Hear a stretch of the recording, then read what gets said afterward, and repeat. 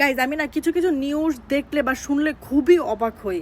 মানে কি বলবো, মেয়েরা পুরা মানে রাস্তায় নাইমা গেছে যে দাঁড়িপাল্লা জিততে দিব না, দাঁড়িপাল্লা জিতলে নাকি মেয়েদেরকে পর্দা করতে হইব, মানে কর্মজীবী মেয়ে নাকি থাকবে না ঘরে ঘরে, এরকম আমি নিউজ শুনলাম। তবে আমার একটা কথা, যারা হাউস ওয়াইফ আছে আমি জানি এই দাঁড়িপাল্লার এই বিষয়টা যদি এটা সত্যি হয়ে থাকে যে মেয়েদেরকে কর্মজীবী মেয়ে রাখবে না, আর এই সমস্ত উল্টাপাল্টা ড্রেস পরে কেউ বাইরে বের হইতে পারবে না, আমি এটা শুই না পরে মনে মনে ভাবছি যদি এইটা হয় তাহলে ঠিক আছে, দাঁড়িপাল্লা ওকে ফাইন, আমরা যারা হাউস ওয়াইফ আছে তারা অনেক খুশি হয়ে গেছি। কিন্তু যারা কর্ম করতেছে তাদের মনে ভাই কি যে ঠাডা পড়ছে, সবচাইতে বড় কথা হচ্ছে রিনা খান, ঠিক আছে, এই রিনা খানের বেশি ঠাডা পড়ছে। এই যে হ্যাঁ এই বয়সে আয়াও শুটিং করতে পারতেছে না।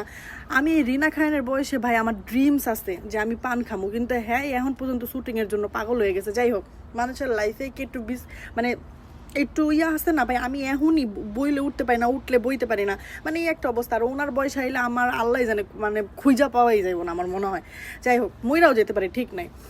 তো এই যে মেয়েরা এরকম শুরু করে দিছে ভাই, আমার মনে হয় একদিক থেকে দাঁড়িপাল্লা জিতলে যদি ভালোই হইব তাহলে মেয়েরা ভালো হয়ে যাবে। এখন যে পরিমাণ মেয়েরা শৃঙ্খলা শুরু করছে বাংলাদেশের ভিতরে, আমার মনে হয় এগুলা কইমা যাইব যদি এটা নিউজ সত্যি হয়ে থাকে।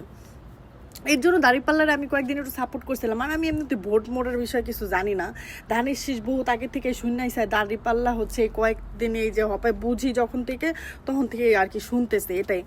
তবে আমার মতে আর কি এটাই মানে মনে হয় যে দাঁড়িপাল্লা জিতলে ভালোই হইব মোটামুটি মেয়েদের জন্য। যারা হাউস ওয়াইফ আছে তারা তো খুশি হয়েছে, একমাত্র আমিও অনেক খুশি হয়েছে ভাই, যে বিলাসিতাও কইমা যাইবো, ভাইরে ভাই আল্লাহ আল্লাহ করতে পারবো, ঘরে বয়ে নামাজ পড়তে পারবো, জামাই আছে সমস্যা নেই। কিন্তু যারা কর্মজীবী তারা তো পুরা রাস্তায় নামছে।